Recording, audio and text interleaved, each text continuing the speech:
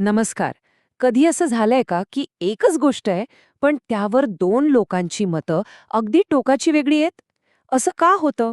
आज आपण एका खूप जुन्या पण तितक्याच महत्वाच्या कथेमधून याचं उत्तर शोधणार आहोत. ही गोष्ट दृष्टिकोनाबद्दलचा आपला विचारच बदलून टाकू शकते. हा प्रश्न खरं तर आपल्या सगळ्यांच्याच मनात कधी ना कधी येतो, बरोबर ना? मग ते राजकारणातलं भांडण असो किंवा घरातली एखादी साधी चर्चा. एकच गोष्ट, पण निष्कर्ष मात्र वेगवेगळे. चला तर मग या प्रश्नाच्या अगदी मुळाशी जाऊया आणि बघूया उत्तर मिळतंय का? आणि याचं उत्तर आहे एका प्राचीन जातक कथेमध्ये. हो, या कथेत एक अशी किल्ली लपलेली आहे जी सत्याच्या स्वरूपाबद्दल आपल्याला एक असा दृष्टिकोन देईल ज्याचा आपण कदाचित कधी विचारही केला नसेल. तर गोष्ट आहे बनारसचे राजे ब्रह्मदत्त यांच्या 4 मुलांची. हे चौघेही भाऊ मोठे जिज्ञासू होते. पण त्यांना काम आहेत की त्यांची हीच जिज्ञासा पुढे जाऊन एका मोठ्या वादाचं कारण ठरणार होती. झालं असं की एके दिवशी त्या चौघांनी मिळून आपल्या सारथ्याकडे एकच हट्ट धरला. काय? तर आम्हाला किंसुक वृक्ष बघायचा आहे. तो कसा असतो हे आम्हाला दाखवा. आता बघा, चौघांचं ध्येय एकच होतं, पण त्यांना जराही कल्पना नव्हती की हा एकच वृक्ष त्यांच्यात वादाची एक मोठी भिंत उभी करणार आहे. आता तो सारथी मोठा हुशार होता. त्याने त्यांची विनंती मान्य केली, पण त्यात एक मेख होती. त्याने काय केलं? त्याने प्रत्येक भावाला ते झाड दाखवलं, पण वेगवेगळ्या वेळी. म्हणजे वर्षाच्या वेगवेगळ्या ऋतूंमध्ये, आणि तेही एकट्यालाच. तर बघा काय झालं. पहिला भाऊ गेला तेव्हा त्या झाडाला नुकतेच कोंब फुटत होते. दुसरा भाऊ गेला तेव्हा तेच झाड हिरव्यागार पानांनी बहरलं होतं. तिसऱ्याची वेळ आली तेव्हा झाड गुलाबी फुलांनी अक्षरशः लगडलेलं होतं. आणि चौथा भाऊ जेव्हा पोहोचला तेव्हा त्याच झाडाला फळं लागली होती.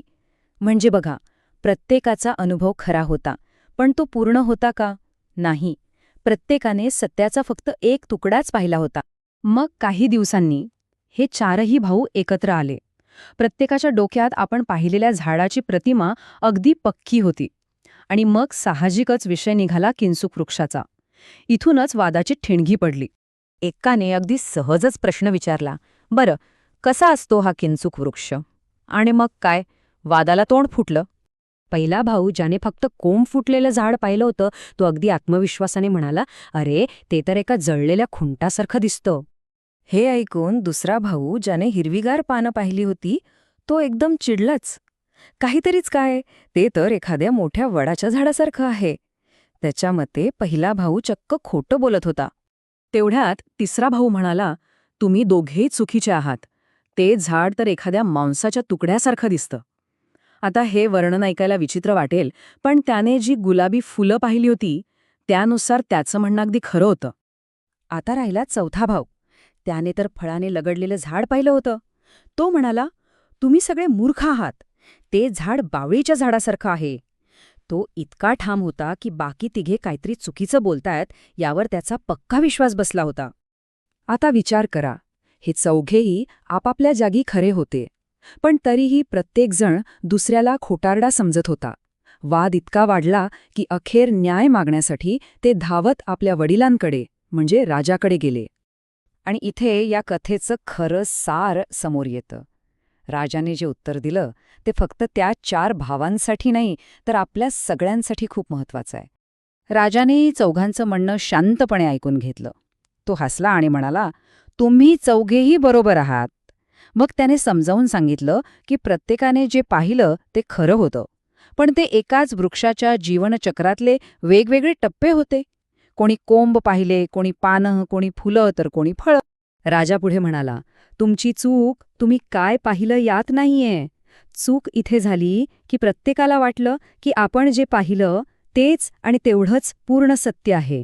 तुम्ही त्या सारथ्याला साधं विचारलं सुद्धा नाही की हा वृक्ष वर्षभर असाच दिसतो का? आणि मग राजाने या श्लोकातून संपूर्ण ज्ञानाचं सारच सांगितलं. अर्धवट माहिती हाच सगळ्या संभ्रमाचा आणि वादाचा पाया असतो. म्हणजे ही गोष्ट फक्त एका झाडाची नाहीये, तर ती ज्ञानाच्या स्वरूपाबद्दल आहे. शंका आणि वाद निर्माण का होतात याचं मूळ ती आपल्याला दाखवते. तर ह्या गोष्टीतून आपल्याला काय शिकायला मिळतं? ते म्हणजे अपूर्ण ज्ञानाचा धोका. खरा संघर्ष तेव्हाच सुरू होतो जेव्हा आपण सत्याच्या एका लहानशा तकड्यालाच संपूर्ण चित्र समजण्याची चूक करतो. हा शेवटचा श्लोक या कथेचा सार अगदी स्पष्ट करतो. मर्यादित किंवा अपूर्ण ज्ञान हेच सगळ्या शंकांचं आणि वादाचं मूळ आहे. आणि हाच या कथेतला सगळ्यात मोठा धडा आहे.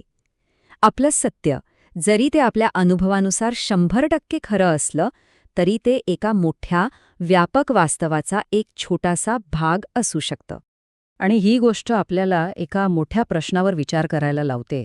आजच्या जगात असे कोणते किंचुक वृक्ष आहेत ज्यांचा आपण फक्त एकच भाग पाहत आहोत? अशा कोणत्या गोष्टी आहेत ज्यांच्याबद्दल आपलं मत बनलंय, पण कदाचित आपण पूर्ण चित्र पाहिलंच नाहीये? विचार करण्यासारखा प्रश्न आहे, नाही का?